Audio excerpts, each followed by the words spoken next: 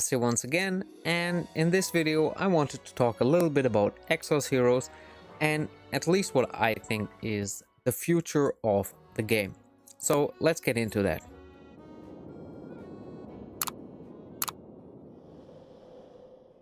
Alright, so I've mentioned this in a couple videos like before that I think the direction that Exos takes might kind of irritate some players or actually make players leave the game very early on.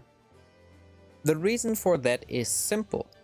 They have like this super high-end content strategy where it's all about synergy force, awakening, element enhancement, and like all these super high-end mechanics that require the highest end of heroes, which is generals. Like synergy force, you need generals.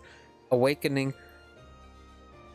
most of the time you will do this on your best heroes, which are your generals. Then element enhance, same thing.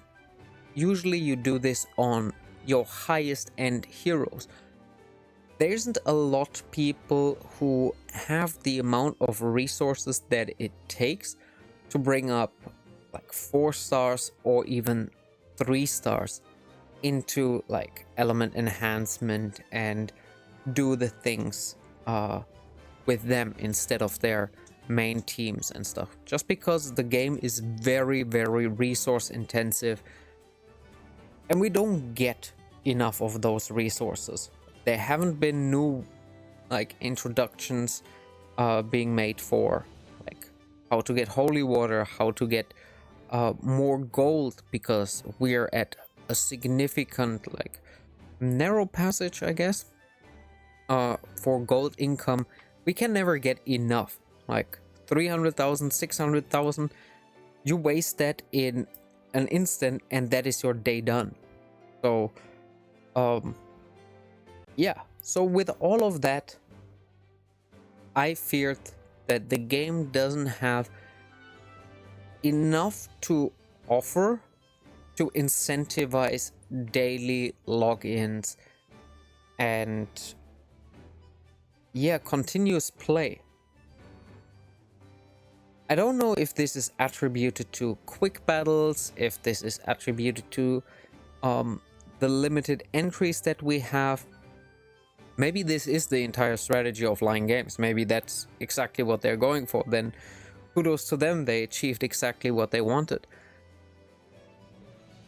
Like for a player like me, I want to be incentivized to do something in the game. If there isn't anything to do besides the dailies, then once I've done my dailies, I log out and I do something else. And I don't think about the game constantly. And this has been my last week, kind of, where I'm not thinking about the game. I'm like, oh yeah, I need to do some level up for this hero. Yeah, 4 days, 5 days, and then I miss 1 or 2 days of logging in just because I'm doing something completely unrelated, like going out with some of my friends, because in Japan we don't have a lockdown mode, so we just went to a park, like secluded from other people, but still enjoying ourselves. And yeah, like I didn't feel the incentive the entire day to log in once.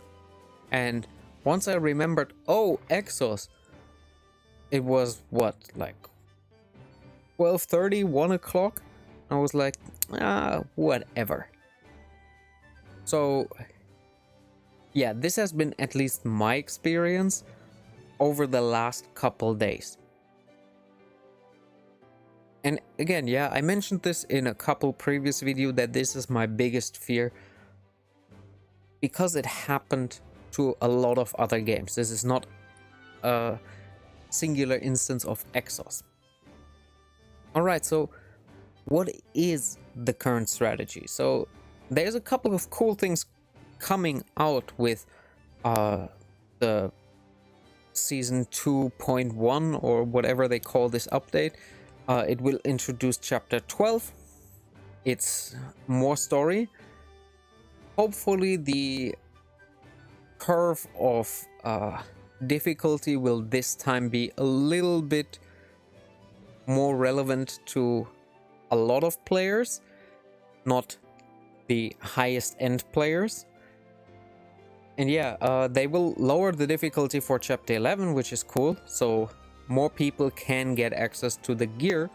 With chapter 12, we should see also like at least 1 or 2 more gear slots unlocked, so that will make Awakening more powerful, so that is pretty good. Other than that, we get tons of banners. Currently there is the Fate Core Re for the Choice Fate Core Re for Reverse World. Yeah, I think that's the one.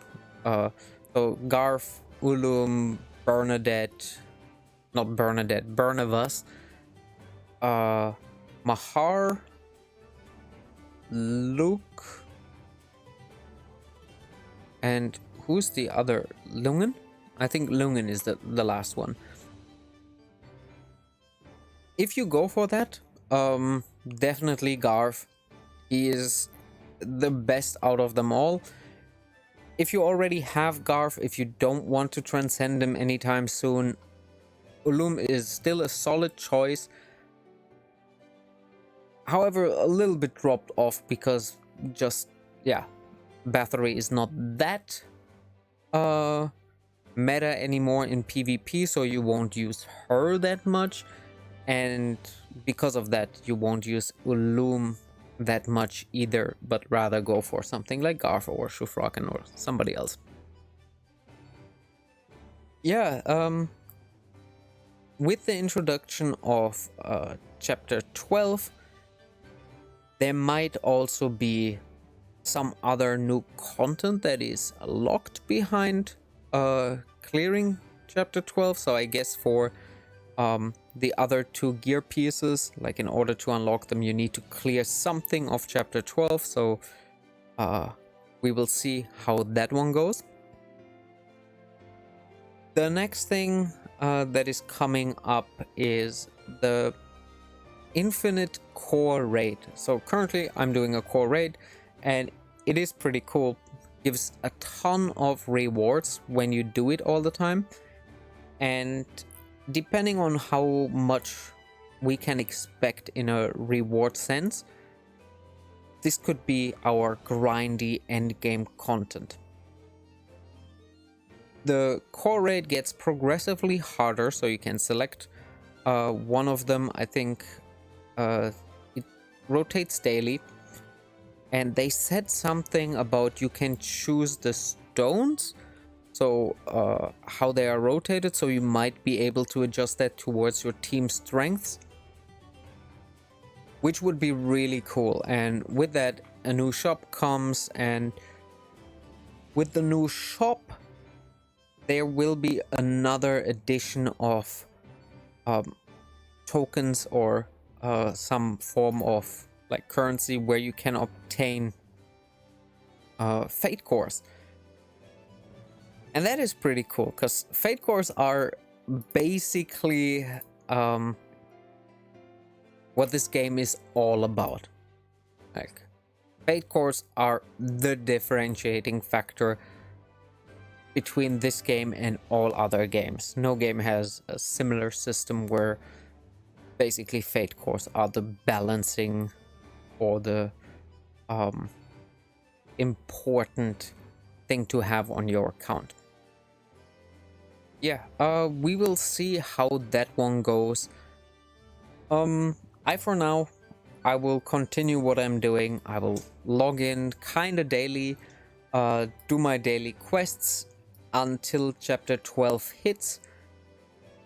So far there hasn't been any any kind of content that was interesting enough for me to cover it in a video, because in all honesty I'm kind of over the whole like, hey, we get this fate core, is it worth it?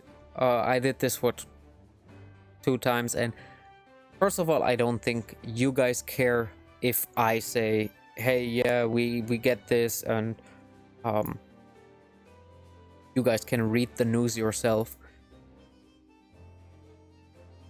And yeah, if there is cool content that I want to show you guys that I think you can do with cool teams or somewhat, then I will do this. Other than that, I don't think I will make many Exos videos until season 12, chapter 12 comes out.